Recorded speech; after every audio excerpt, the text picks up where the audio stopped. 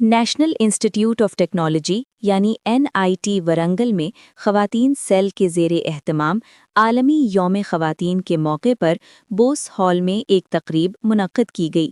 اس programme میں تعلیمی میدان اور سماج میں خواتین کی خدمات اور کامیابیوں کو خراج تحسین پیش کیا گیا۔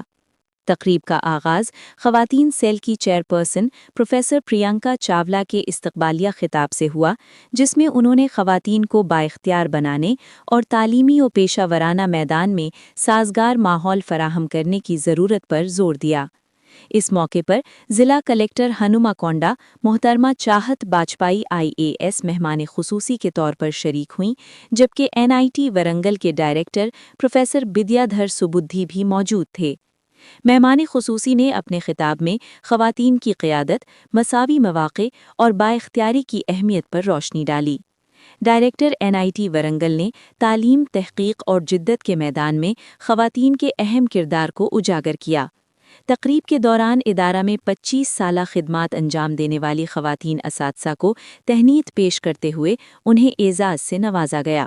پروگرام کے اختتام پر ICC چیئرپرسن پروفیسر پاتری وینکٹا سری لکشمی نے شکریہ ادا کیا اور قومی ترانے کے ساتھ تقریب اختتام پذیر ہوئی۔